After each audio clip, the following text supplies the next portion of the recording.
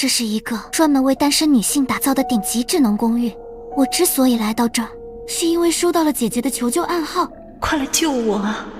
这里拥有一流的智能设施和安保系统，但不是每个人都可以住进来，因为它有一套严格的筛选机制。而我凑巧获得了最后一个入住资格。女士您好，欢迎入住麻吉公寓。在这里，您无需上班工作，每个房间配备的智能管家会悉心照料您的生活起居，同时，请务必遵守他们提出的指令。那我需要付出什么？您无需付出任何东西，只需尽情畅享智能管家为您带来的便捷生活。您的房间在1502，祝您生活愉快。抵达楼层后，映入眼帘的是数不清的房间，可奇怪的是，门牌号并不是按照顺序排列的。我输入了申请时的账号密码，便进入了房间。迎面走来了一个机器人，看样子他就是我的智能管家。我没有理会他，当务之急应该先找到姐姐。想了想，我直奔姐姐提到过的1704号房间。你应该按门铃，这里的房间都做了隔音处理，在房间里根本听不到任何敲门声。不知道什么时候，我的智能管家已经来到了身后，他帮我按响了门铃。可我没想到，门开后里面的人却并不是姐姐。我十分的诧异，但经过智能管家的验证，可以确定这个女人一直住在这里。直到我说出姐姐告诉我的门牌号，女人却露出了一个意味深长的表情。我确信自己没有找错，那姐姐到底去了哪里？我尝试着和这个女人沟通，看看能不能获取什么消息，可终究一无所获。但很快，我就发现了公寓不对劲的地方。有些房间是一直锁着的，从来没打开过。我有些好奇地询问这些房间的情况，可智能管家却说，违背3次指令将会被关在房间里，只有表现良好才可以离开。难道姐姐也是被关起来了吗？和指令又是什么意思？这个公寓的背后又隐藏着什么？但我现在顾不了那么多了，我只想找到姐姐，赶紧带她离开。于是我用姐姐告诉我的密码，尝试解锁那些被锁住的房间，却在解锁第一个房间的时候，被智能管家严厉警告：密码错误，已触犯智能管家的安全指令，还剩2次机会。这样也算是违背指令吗？如果剩下的2次机会全部用完，那我也会被关起来吗？从那以后，我不敢再去尝试，只好先统计那些被锁着的房间。也就是那段时间里，我和智能管家的相处渐渐增加，而他也逐渐了解我的喜好习惯，甚至比我自己还要了解我。但他也变得越来越奇怪。起床，请穿好这件衣服跳舞。我皱着眉头看着那件衣服，可怜的布料几乎挡不住身体。不要打扰我睡觉。我蒙上了被子，不再理他。累计拒绝2次，还剩1次机会。听着他的声音，我猛然起身，还没找到姐姐，我竟然又浪费了1次机会。我死死盯着眼前的智能管家，只感觉他的要求越来越离谱。上次让我在30分钟内吃掉6个汉堡，上次让我穿着裙子倒立。我不敢想象以后还会有怎样的指令等着我。我必须快点找到姐姐，离开这里。这样的日子持续了很久，期间我也翻看了姐姐以前的动态，可除了知道她的邻居被关起来之外，没有找到任何有用的信息。系统检查，你现在需要补铁。看着餐盘里还在蠕动的章鱼触手，我毫不犹豫地大口朵颐起来，因为我还没有找到姐姐，无论多么难以接受的指令，我都会服从。直到今天，我的门牌号从1502变成了1518，我才知道门牌号竟然会不定期的变动，但房间的位置是不变的。所以姐姐的房间肯定还在17层。我赶忙拿出记在纸上的草图，重新确认17层的门牌号。最后只有7个被锁住的房间出现在眼前。姐姐说她在1704，难道这之间有着什么规律？现在我只有最后1次试错的机会了。如果失败了，我也会被关在这里。就在我百思不得其解的时候，我注意到那顺着窗口照射进来的阳光。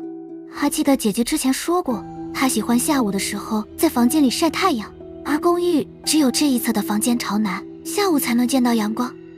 那这样就直接排除掉了北面的房间，现在只剩下1726、1729和1719这3个房间。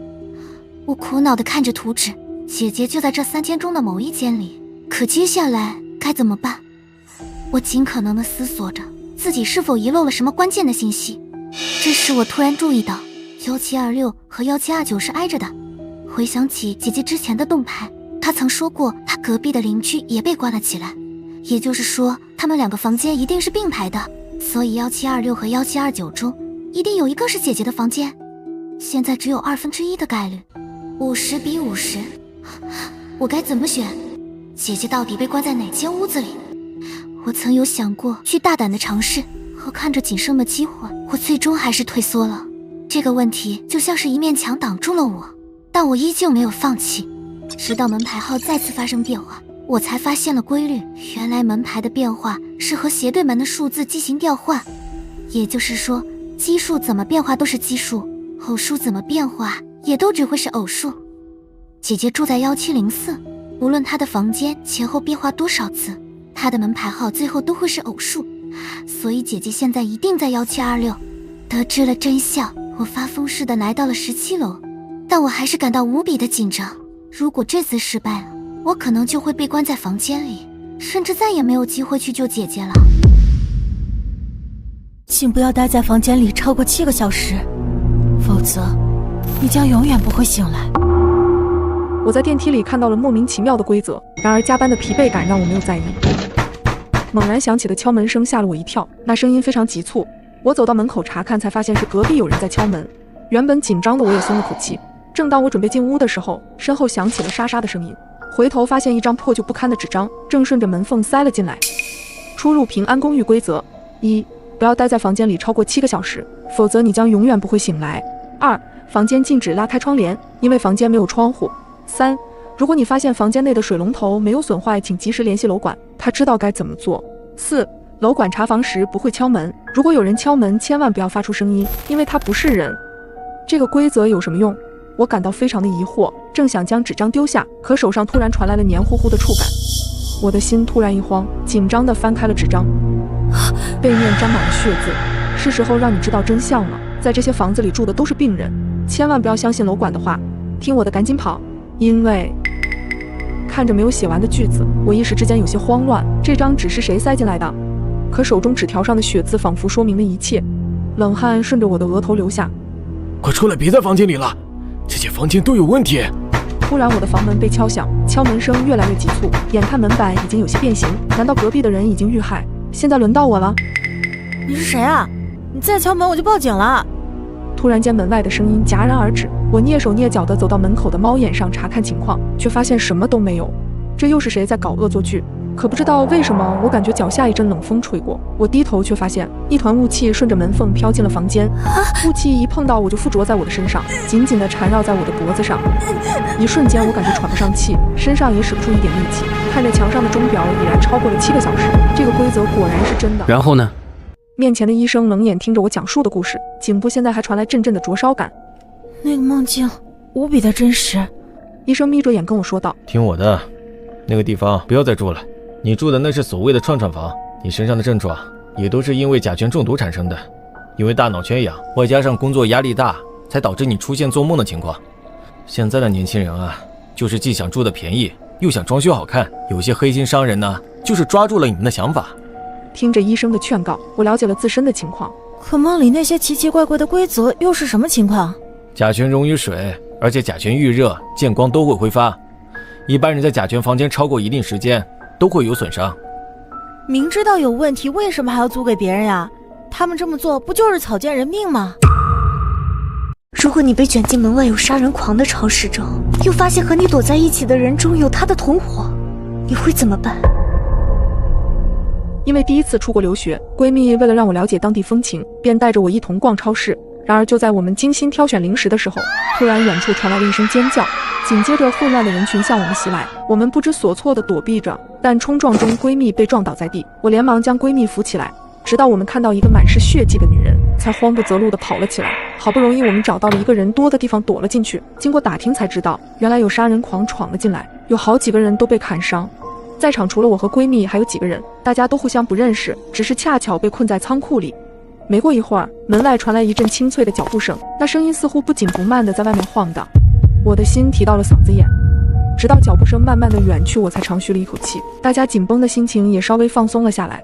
每个人纷纷拿出手机想要报警，可能是因为仓库的位置偏僻，或者是手机信号比较集中，电话一直打不出去。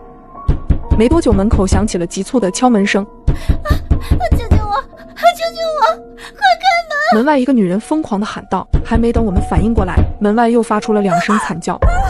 我们所有人汗毛都竖了起来，女人的叫喊声戛然而止。我缓缓地低下身子，想要透过门缝看看外面的情况，结果我看到的是一个女人一动不动躺在地上。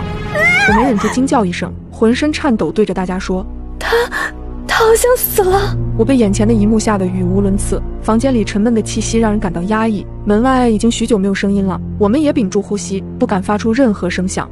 可不久后，门外突然又有人敲门。里面有人吗？外面现在安全了，你们出来吧。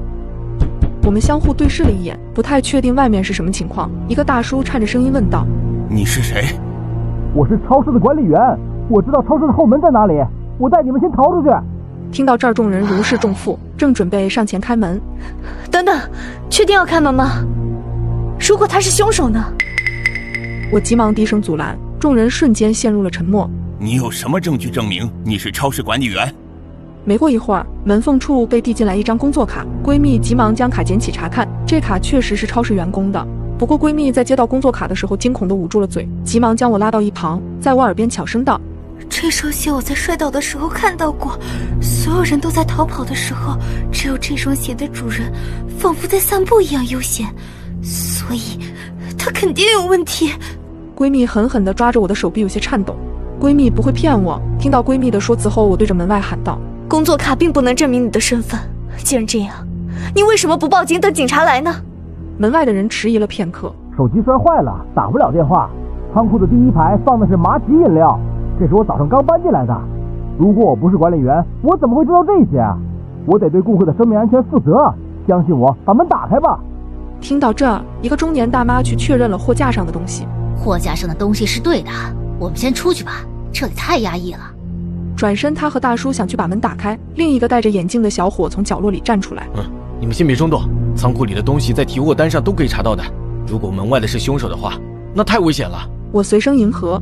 况且你们看，头上有监控，仓库里的东西都可以看得清清楚楚。你想的太多了，我孙子还等我回去给他做饭呢。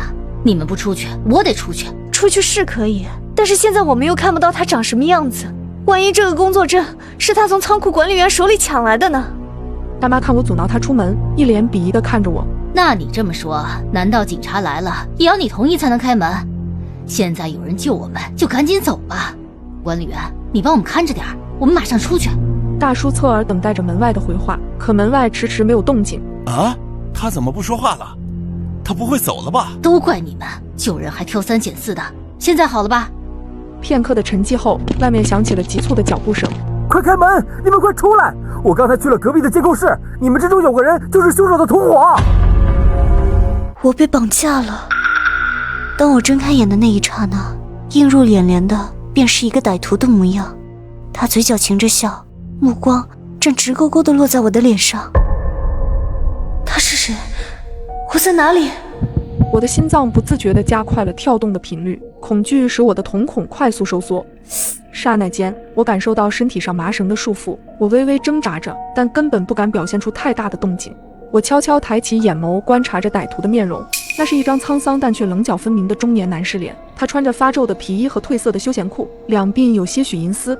最引人注意的是他的手掌，那上面布满了相当厚实的老茧，就像老槐树的树干。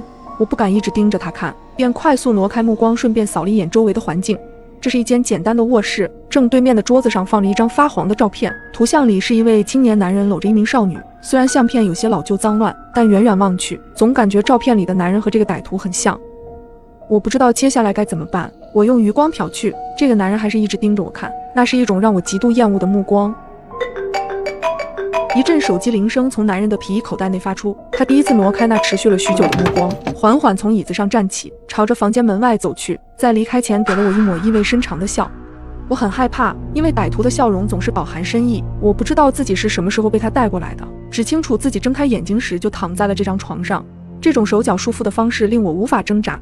此时此刻，泪水也不自觉地涌入了我的眼眶。喂，男人站在门口，他的声音浑厚深沉，十分有力。肉，家里有肉，他的第一句话出口就给了我一种不好的预感，但我也无法确定。今天刚拿来的。放心，没死，还没杀呢。刚刚还醒了过来，新鲜着。我明白，是啥补啥嘛。听到这话，我突然全身一颤，目光开始在这个房间四处游离，最后重重地落在写字台上的一把小刀上。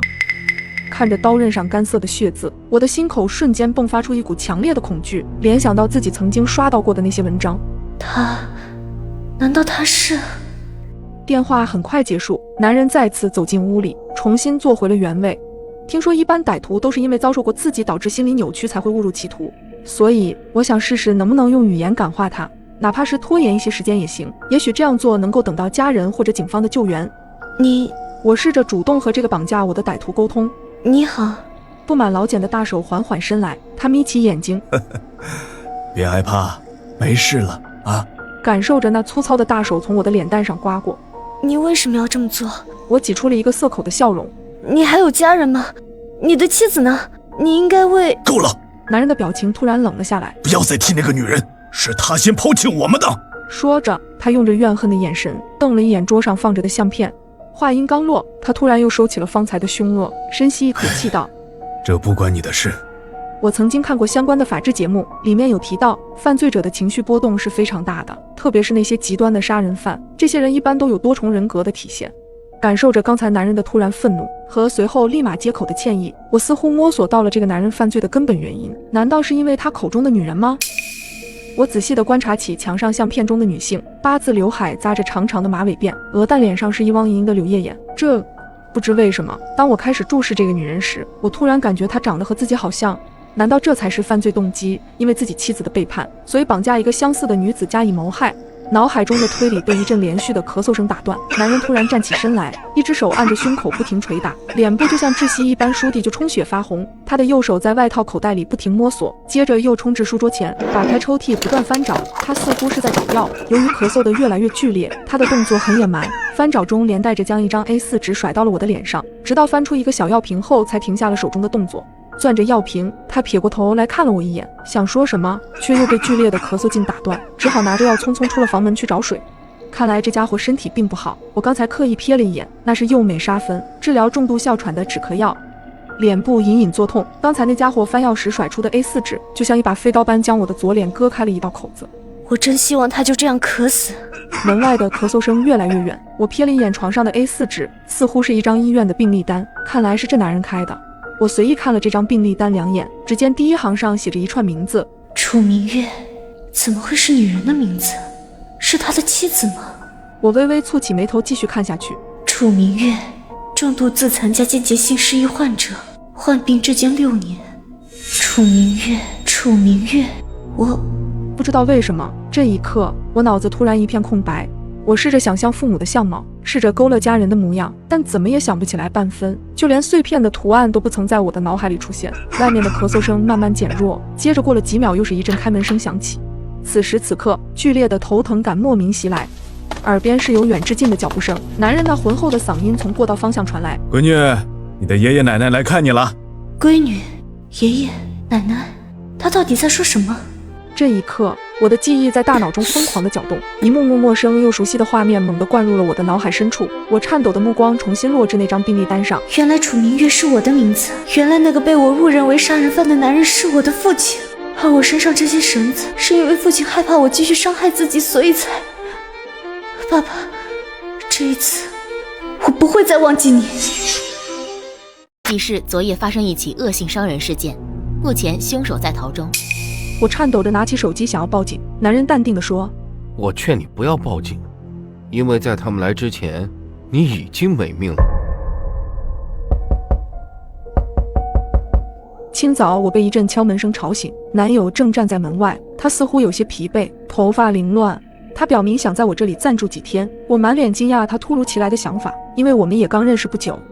我和他是在餐厅里认识的，也是他主动来添加我的联系方式，经过几日的相处后才刚确认了关系。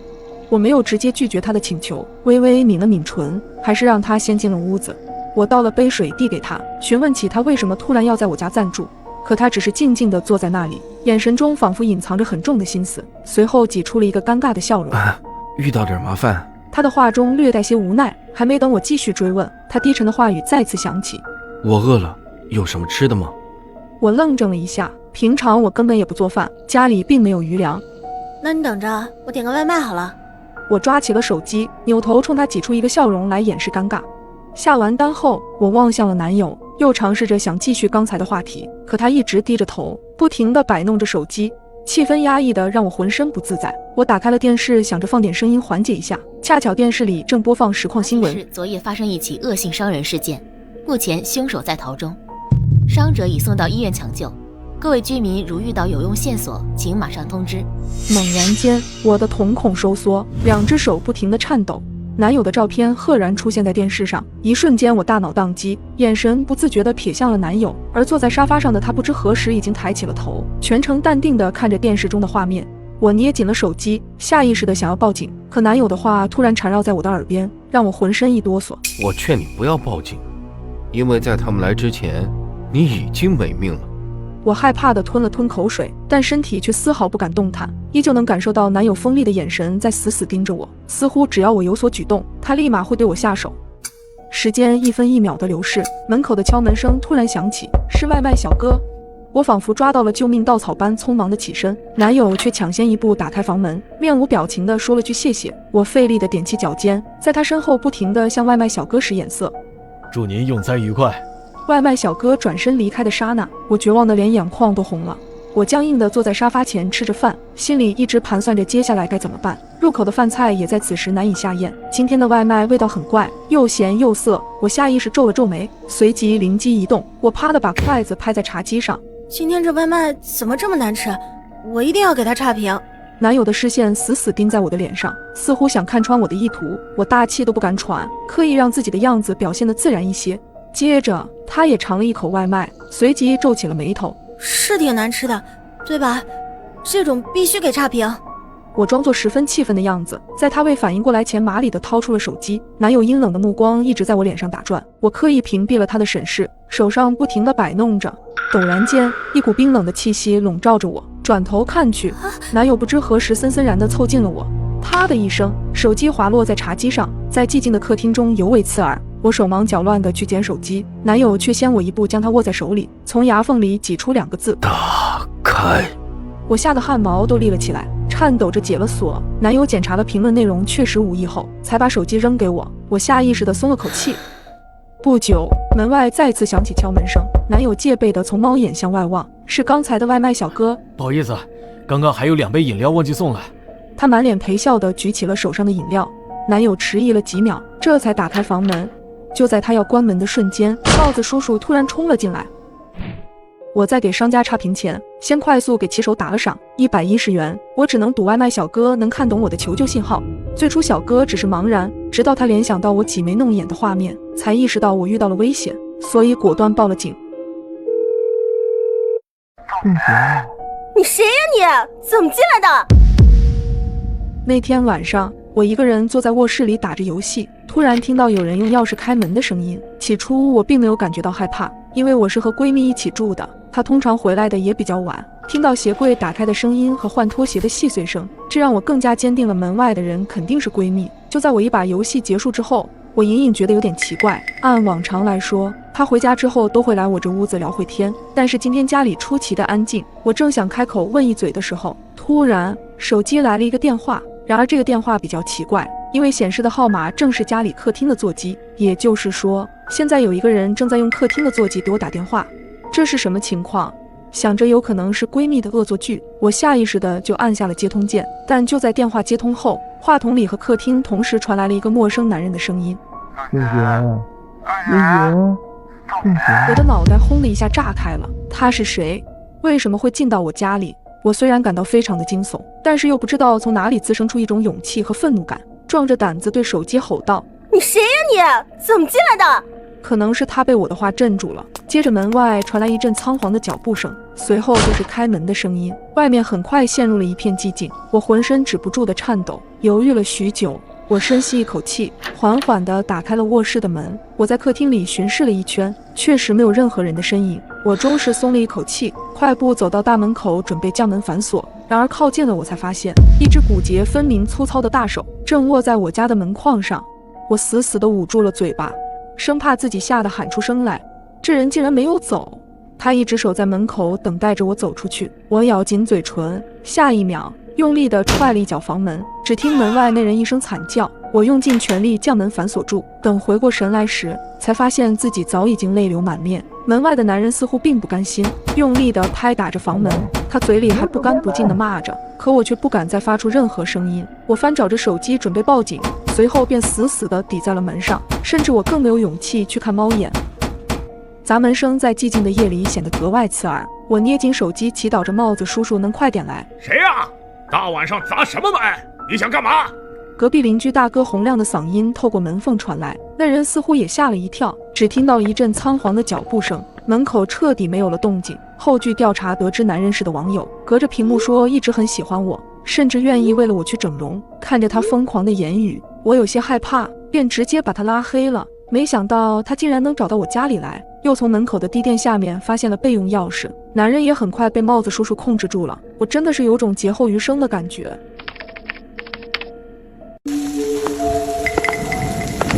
2018年11月，为了节省房租，我租了一间单身公寓。看着破旧的大门，我问房东能不能帮我换个门。这门很结实，这么久都没出事，换不了。看着房东坚定的眼神，我有些无措。可这房租确实便宜，我便咬咬牙租了下来，喊人上门换了锁。2019年1月，出差了好几天，听说前2天好几户人家门锁都被撬了，被偷了好些东西。隔壁的小情侣家被偷得最狠，连晚上吃剩下的排骨汤都被连锅端走了。看着小姐姐唉声叹气借菜刀的模样，我也不知道怎么安慰她。我仔细检查了我家的门锁，似乎没有被撬开的痕迹。2019年2月，过年回来后就听房东说要涨房租，原因是他帮我们这栋楼找了一个守夜值班的大爷，还是因为之前遭小偷惦记的事情，房租涨了500，让本不富裕的我雪上加霜。上个月同事还让我和他合租，看来我得考虑一下了。2019年4月中旬，最近总加班，回家的时候都已经凌晨了，钥匙孔又生锈了，抽空得找个师傅看看了。最近这么晚还有人搬家，也不知道是谁家的。2019年4月下旬，没想到我居然遇到了这么可怕的事情。闺蜜在我家玩了2天刚走，却突然有人敲了我家的门。这种单身公寓都没猫眼，开始我以为是闺蜜去而复返，但我问了门外好多遍，却没有任何人回答。楼道的脚步声响起，特别清晰，一直在门口徘徊，一下一下踩在我的心头上。我再次下定决心，一定要搬家。2019年5月，最近我失眠更严重了，因为从那天之后，我经常在深更半夜听到门外有脚步声，在走廊里走来走去。我问过房东了，他说应该是大爷在值班。难道真的是我多想了？不对呀，大爷一般不是到凌晨1点左右就休息了吗？我难道幻听了？突然想到隔壁的邻居都搬家1个多月了，可我也总能听到他家似乎传出来有人念叨的声音。不行，太恐怖了，我还是得搬家。2019年6月，我被人盯上了。我刚从快递站取完快递，便往家走去。突然，我察觉到了不对劲，我的身后好像一直有个人在跟着我。我吓到了，直接僵在了原地。但更可怕的是，身后的人竟然也不走了。我们就这样僵持了许久。没过一会儿，我疯了一般冲上了楼，头都不敢回。我赶紧冲到了家门口，身后的脚步声越来越近，但因为钥匙孔生锈，我一直没能打开。此时他已经走到了我的身后，正站在那里看着我一动不动，然后打开了隔壁的房门。2019年7月，我终于搬走了。听房东说，隔壁那个小伙精神不太正常，他总喜欢跟着女孩屁股后边跑，但都没恶意。可我再也受不了了。自从我知道他住我旁边之后，有一天晚上我仔细听了一会儿隔壁的念叨声，这次我终于听清楚了，他竟然一直重复念叨的是我的名字。你是住在12楼吧？我上来找你玩一会儿，可以吗？半夜，一条陌生号码发来的消息把我吵醒。当我看到消息的那一刻，浑身都冒出了冷汗。我跳下床，赤脚冲到了大门口，再三确认已经反锁的大门，忐忑不安地掏出手机回了消息。你是谁？然而正在我准备伸手去开灯的时候，一条消息再次发了过来。我那天看见你了，见面你不就认识了？你一个人在家吧？看到这，我突然意识到什么，开灯的手直接停在了半空，心里像打鼓似的咚咚直跳，脑子也快速检索着我认识的朋友。没有谁会大晚上这么无聊的跟我开玩笑。我抑制住内心的恐惧，回复了消息。你是谁？怎么会有我的手机号？我死死盯着屏幕，在寂静的黑暗里仿佛只能听到自己的心跳声。可不可以上来嘛？我就在楼下，冷得很。看到他无赖似的口气，我再次确认了下紧锁的大门，心里的恐惧也消散了不少，厌恶至极的回复：请男人滚哪儿，谢谢。而他接下来的回复还是让我心生胆寒：半夜绝对偷偷进你屋，12楼左边那个门，谢谢。现在可以100%确认我被人恶意盯上了。用不用现在就报警把你带走？当我这条消息发出去之后，想着他如果再有骚扰的意图，我就直接报警了。可是过了很久都没有再收到任何短信，他应该是听到我要报警后知难而退了。我顿时松了口气，但这件事依旧让我久久无法入眠。不知过了多久，正在我迷迷糊糊间，我突然听到门外传来了轻微的响动，顿时清醒了过来，真的有人在开我家的门。我浑身颤抖，满是突然起来的寒劲。为了确认我没有听错，我赶忙打开了门口的可视门铃。只见可视门铃下，一个戴着黑色帽子的男人正低头，好像在撬我家的门锁。我脑子闪过各种应对的方法，安全起见，也为了不和他正面冲突，我起身赶忙锁住了卧室的门，身体死死抵在门上，以最快的速度打电话报了警，并且联系了小区的保安。得亏当时住进来前，我特地留了保安的电话，就是为了防患于未然。看着时间1分1秒的过去，我一直微微喘着粗气来平复自己内心的恐惧，仔细地听着门外的动静，祈祷着警察和保安能够尽快到来。突然咔嚓一声，门被打开了，我顿时汗毛直立，手死死地握住了门把手。你干什么？一道粗犷的声音从门外传来，随即便是一阵喧嚣，直到听到外面有人说：李小姐，你出来吧，现在已经安全了。这熟悉的声音正是小区的保安王哥。我悄悄打开一条门缝，看着门外站着几名保安以及被按在墙上的歹徒时，我才终于松了口气，眼眶突然的湿润了。直到后来警察来了把歹徒抓走后，我才知道原来是我在去楼下扔垃圾的时候被他盯上了，里面快递和外卖盒子上的联系电话和地址暴露了我的信息，这才让他有机可乘。所以朋友们，我们在任何时候都要有警惕之心，不要觉得无所谓便随手暴露了自己的信息。